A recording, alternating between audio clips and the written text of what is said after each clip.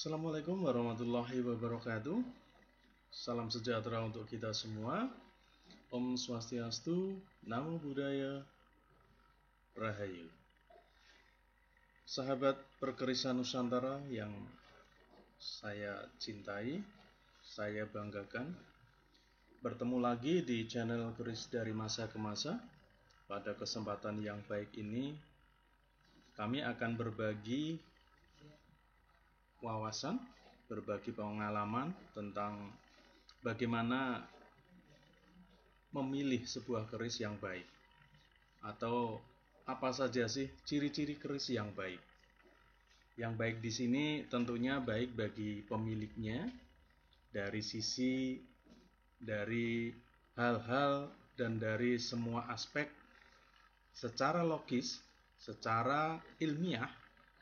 Mari nanti kita akan ulas, akan kita uraikan beberapa poin penting supaya pada saat nanti dalam pemilihan sebuah keris untuk pusaka maupun untuk koleksi, kita terhindar dari beberapa hal yang istilahnya nanti bisa mengurangi kepercayaan kita kepada sebuah keris.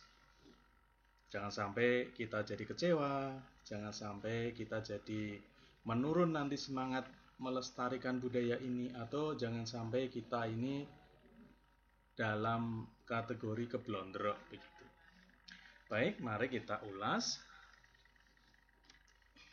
Yang pertama, ciri-ciri keris yang baik ini adalah keris memiliki bahan yang berkualitas. Jadi sebuah keris yang baik ini dibuat dari bahan baja, besi, pamor yang berkualitas. Seperti apa sih besi yang berkualitas?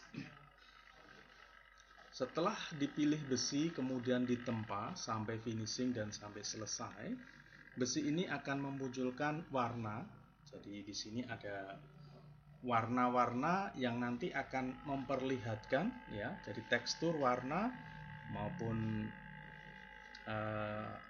istilahnya perabaan dari besi ya, dari besinya.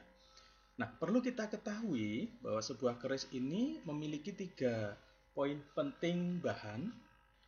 Kalau kita lihat di sini, di bagian hitam ini adalah besinya, besi keris. Yang berwarna putih di sini adalah pamornya. Kemudian yang berwarna, ini ya, sebutnya kelabu ya. Ya, yang berwarna kelabu di sini adalah bajanya. Kemudian yang di pinggir, ya ini adalah selorok ya. Abu-abu juga, ada yang warnanya hijau ya, ada yang hitam legam. Di sini adalah bajanya, baja. Jadi baja, pamor, besi. Jangan sampai keliru, besinya yang hitam, kelawu ini bajanya, pamornya yang putih. Nah, dari masing-masing bahan ini, setelah keris ini jadi, akan memunculkan nuansa warna yang berbeda-beda. Ya, semakin halus di sini bajanya, ya, semakin halus, semakin padat. Jadi dilipat sampai tidak kelihatan lipatannya, nah itu yang bagus. Ya, itu yang bagus. Kalau masih kelihatan lipatannya, nah ini yang perlu mungkin perlu dilihat lagi pakai kaca pembesar begitu ya. Nah, jadi pada saat Anda meneliti sebuah keris, ya, maka cek ya di bagian selorok ini baja ini. Kalau bajanya ini saja dilipat ya, diwasuh istilahnya. Jadi proses pelipatan ini adalah mewasuh bahan. Ini berarti keris itu sangat berkualitas. Tapi ada juga yang bahan bajanya ini saton ya, hanya satu saja juga ada. Nah, berbeda lagi nanti kalau kerisnya di era Majapahit. Selorok ini bisa jadi tidak kelihatan bajanya karena diulet jadikan satu. Beda lagi nanti kalau keris Kabudan, baja ini juga tidak muncul. Beda lagi dengan keris Jenggolo, mungkin baja di sini akan muncul di bagian bilah tertentu saja. Ya, bagian bilah tertentu saja. Kemudian yang kedua, dari sisi pamor. Pamor di sini juga mengeluarkan 3 warna, bahkan sampai ada yang lebih. Warna yang pertama harus mengkilat, ya. mengkilatnya ada, ngedopnya ada, dopnya, ngedop, ya, jadi mengkilat atau cemerlang. Kemudian yang warnanya ngedop, ya. Nah, kemudian yang ketiga, ini warnanya ya, seperti kusem begini ya. Ini bahan pamor. Jadi dari pamor sendiri setelah pusaka ini jadi akan mengeluarkan nuansa warna yang berbeda. Kemudian dari sisi besi, nah besinya di sini ya. Di sini juga memiliki beberapa kualitas ya. Semakin besi ini istilahnya liat ya, pulen, nah berarti memiliki kualitas yang bagus. Ini dari sisi bahan, keris setelah jadi kita bisa memeriksanya ya, baik itu bajanya, baik itu besinya, dan baik itu juga pamornya. Pada kesempatan yang lain akan saya tunjukkan seperti apa nanti pamor yang memiliki nuansa 3 warna ya. Kalau di sini hanya 2 warna ya. Sebenarnya ada akodiatnya, jadi di pamor ini juga ada talinya ya, ada tepennya, pembuatan pamornya. Kemudian ada yang warnanya ngedrop ya, ada yang warnanya ngakodiat tadi. Oke, itu yang pertama ya, keris yang baik memiliki bahan yang berkualitas dan diolah ya dengan skill yang tinggi. Oke, kita lanjutkan.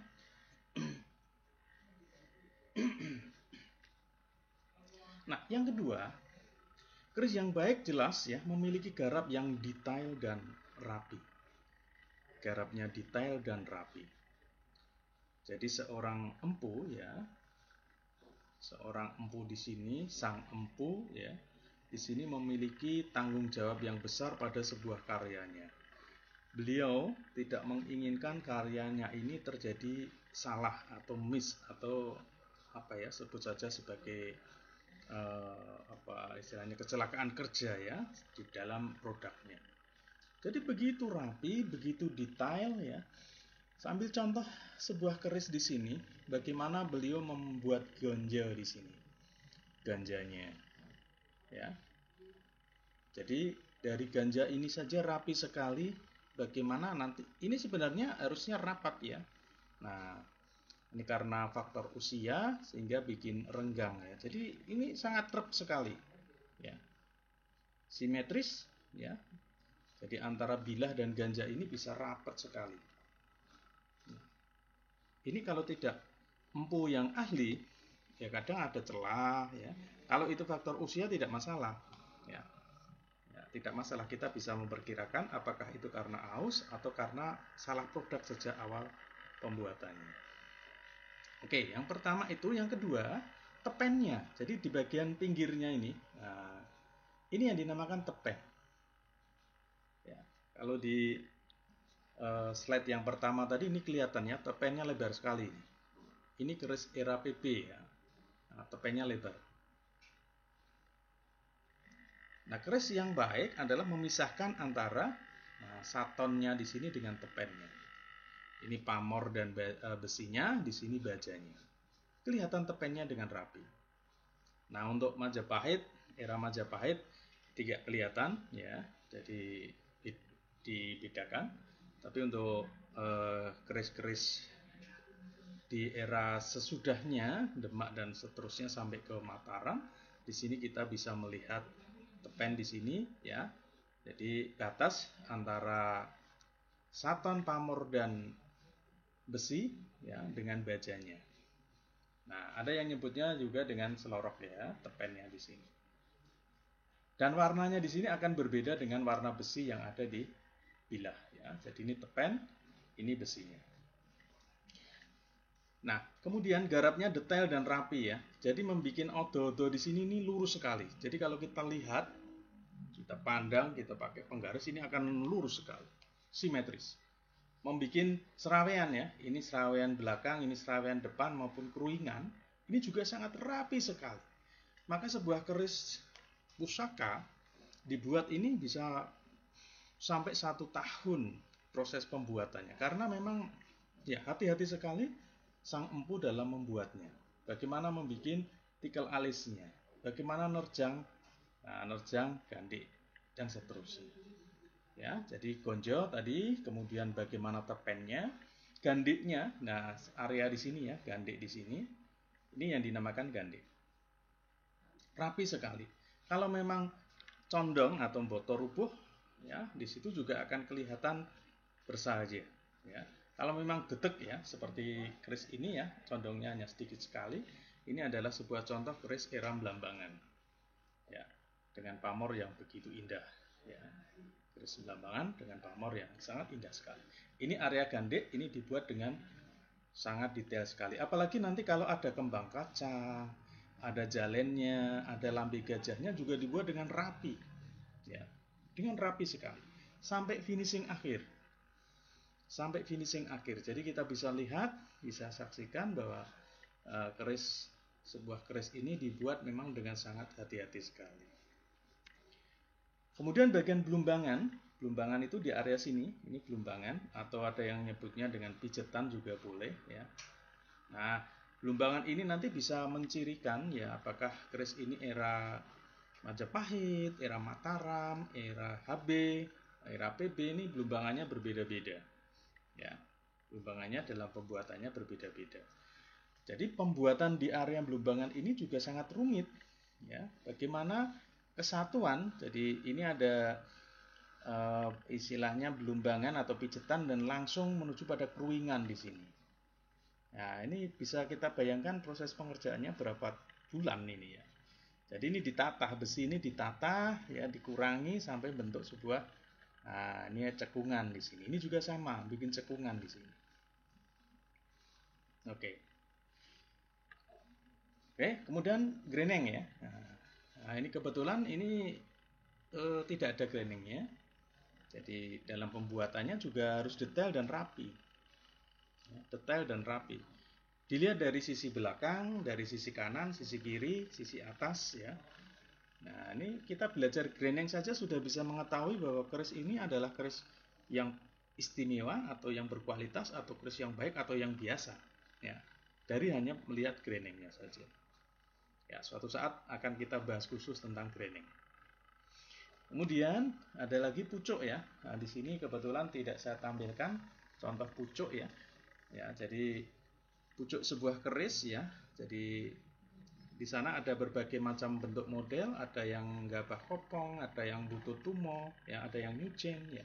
Dibuat dengan sangat rapi. Tidak ada pamor yang sampai ke pucuk. Nah, ini harus hati-hati. Jadi kalau ada pamor yang sampai ke pucuk berarti tepennya nggak jadi. Nah, di situ terjadi istilahnya nggak beres ini empunya. Kenapa ini pamornya dilewatkan sampai di pucuk? Nah, kan gitu. Oke. Kemudian pesi. Nah, di sini. Ini yang penting juga.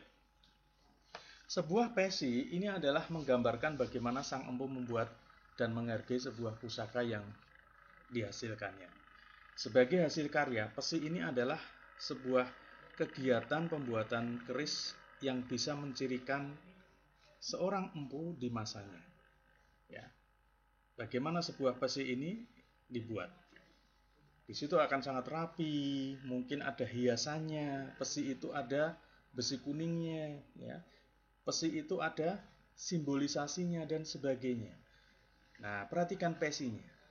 Semakin pesi itu dibuat dengan istimewa, berarti pusaka tersebut bukan pusaka biasa, tetapi pusaka yang istimewa.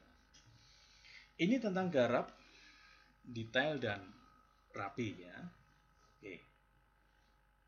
Nah, dari sini memang kita perlu membedakan ya, kita harus perlu banyak melihat untuk bisa membedakan mana yang rapi, mana yang tidak. Tetapi jika kita punya nilai seni yang tinggi, kita bisa membedakan gambaran kualitas sebuah keris. Oke, kita lanjutkan.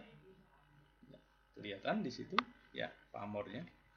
Nah, pasikutan keris ini menarik atau keris ini hidup. Ya. Di sini saya tampilkan sebuah keris era bisa Jenggolo Kediri ya, yang menyebutnya begitu. Ini istilahnya gonjonya tinggi ya. Nah, gonjonya ini tinggi.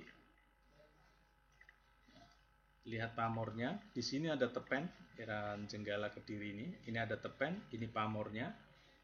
Ini juga pamor, jadi ada pamor akodiat. Di sini ada yang ngedop ya, ngedop. Nah, kemudian ada yang putih biasa, jadi ada 3 warna perpaduan. Kemudian bagaimana gonjo ini dibuat. Keris ini terkesan hidup, ya, ada keindahan di dalamnya. Ya. Walaupun pamornya di sini hanya pamor beras utah misalnya, atau mungkin kulit semongko misalnya, ya, memiliki kehidupan di dalam. Ya. Jadi bisa menggerakkan hati seseorang yang melihatnya. Ada yang melihat takut, ada yang melihat senang, ada yang melihat biasa saja, ya. Ya, ada yang melihat menjadi senang ya, menjadi pengen memiliki dan sebagainya. Oke? Ya. Nah, secara umum pasikutan keris ini adalah indah. Ya, hanya saja seseorang itu bisa menikmatinya atau tidak. Oke? Ya, hidup ya. Jadi ada kehidupan atau gambaran yang hidup. Kemudian yang selanjutnya di sini keris dengan presisi perhitungan garap yang benar, ya, presisi dan perhitungan garap yang benar. Ini gambaran sebuah contoh keris era PB7 ya. Jadi di sini ini ada uletan besinya. Hanya saja uletan besi ini tidak bisa muncul ya waktu diwarangi, maka digelapkan saja atau warangannya yang terlalu tua. Di sini ada model gonjonya. Ini sebuah contoh proses pewarangan yang masih 50% ya, belum berhasil, atau warangan muda sebut saja seperti itu. Nah, kita akan melihat presisi. Jadi di sini ya, di apa ini namanya kembang kacang pogoknya ini garis lurus ke sana. Nah, ini dia. Dan ini kanan kiri ya, kanan kirinya harus sama. Bagaimana presisinya? Nah, ini juga sama bertemu di satu titik di sini. Ini sulit dalam membuat seperti ini. Sulit sekali pembuatan. Kemudian presisinya, di sini juga harus kecil ya. Jadi harus ini minim sekali. Jadi tidak tebel ya, tidak. Ini runcing ya. Di sini juga runcing. Ini juga runcing lambi gajahnya. Ini yang dinamakan jalen area di sini. Ini yang dinamakan kembang kacang. Ini yang dinamakan lambi gajah. Ini yang dinamakan area gandhi. Nah, ini gonjo dengan gandhi satu garis. Nah, menarik sekali. Ini tikel alisnya, nah tikel alis naik dan seterusnya sampai atas. Ya. Kemudian ini pijetannya, di sini ada apa semacam ngodo-ngodo ya. Kemudian di sini ada serawean sampai atas namanya kruingan. Nah, di sana kruingan. Di sini kita bisa lihat uletan besinya. Ya. Kemudian ini ada gusen. Di sini ada pamornya. Nah, tepennya mana? Kecil sekali tepennya. Tepennya sampai ya, dikalahkan oleh si pamor. Ya. Nah, pamor tepennya kecil sekali di sini. Ya. Karena keris ini ya dapur Mundarang, pamornya tepen ya, sampai atas tepen. Nanti pada edisi khusus ya, edisi tertentu akan saya tampilkan keris PB ini ya. Presisi sekali ya. Kita bisa lihat kanan kiri, kemudian bagaimana pembuatan grindingnya. Nah, ini mencirikan empu khusus ya di era PB7 ya, PB5 sampai PB7 di sini. Ya. Oke.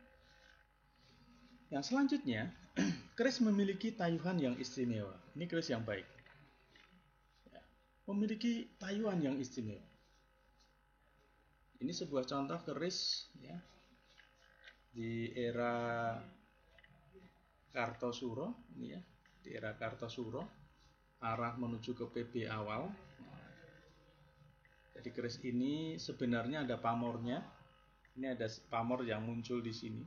Ada pamornya hurap, tapi saya sukanya dikeleng saja ya, untuk menghindari atau menyingkirkan apa, supaya keris ini jadi tidak banyak diketahui orang. Saya sembunyikan pamornya ya. Pamornya seperti dom kecer begitu. Ini sebuah contoh keris jalak nguwung. Bagaimana dia punya gaya, punya style ya, rapi sekali. Kemudian bagaimana antara gonjo dan bilah di sini rapat sekali, ya. Nah, uletannya juga sama, dan di sini tidak ada nuansa pamor, ya, tidak ada nuansa selorok, tidak ada nuansa besi, semuanya diulet jadi satu. Nah, ini sebuah contoh keris yang ya, berkualitas gitu ya, karena tentunya pembuatannya membutuhkan waktu yang lama. Menarik, jadi tayuhannya ada istimewa. Kata istimewa di sini pasti Anda pernah bermimpi yang istimewa. Nah, silakan nanti bisa dipersepsikan yang baik ya, istimewa di sini adalah sesuatu yang baik. Anda bertemu naga emas atau singa emas atau apa saja yang istimewa, ya. Oke. Nah, ini sebuah gambaran, ini juga keris era Kartosuro. Di situ nuansa pamornya juga kelihatan. Ini ada yang ngakodiar, ada yang ngedop, kemudian ada yang putih, ada yang kelawu ya, ada yang kelawu. Nah, ini ada seperti gunungan ya, ada gunungan ya, 1, 2, kemudian 3 ya. Nah, ini sebuah contoh keris pamor Gunung Guntur namanya. Jadi di atas nanti ada Brasuka. Ya. Kerisnya menarik sekali. Nah, ya, jadi Gunung Guntur ini ya. Tayuannya ya paling penting pusaka itu tayuannya istimewa. Nah, untuk tayuhan ini di video sebelumnya ada, silakan nanti bisa dicek lagi ya. Jadi tayuan itu sebenarnya adalah alert ya. Alert itu adalah sebuah peringatan dari sebuah pusaka. Cek sendiri ya nanti di videonya ya. Jadi di channel keris dari masa ke masa, di sana saya ulas tentang tayuhan keris pusaka atau alert dari sebuah pusaka. Oke, next ya. Saran. Nah, ini terakhir kita sampai kepada saran dari Ki Danuri ya, terkait keris yang baik, bahwa semua keris baik. Intinya itu satu, semua keris baik. Ya, tapi di atas langit masih ada langit kan itu. Kita bisa bikin level ya, level dari 1 sampai 10. Keris ini dengan level berapa? 1, 2, 3, 4, 5, 6, 7, 8, 9, 10. Setelah kita leveling begitu, nah kita bisa melihat atau bisa mengukur diri kita mau yang level berapa. Keris level 5 ya, ricikannya harus seperti ini. Keris level 9, level istimewa. Wow. Ya. Wah, ini perlu apa istilahnya, sesuatu yang istimewa nanti untuk menelitinya. Jadi masing-masing keris memiliki nilai yang baik. Nah, tetapi di sini masing-masing punya skor sendiri-sendiri. Jadi semuanya baik, tinggal bagaimana kita bisa menilainya secara profesional, secara kualitas. Saya kira demikian untuk tayangan kali ini. Kurang dan lebihnya saya mohon maaf. Wabillahi taufiq wal hidayah. Wassalamualaikum warahmatullahi wabarakatuh.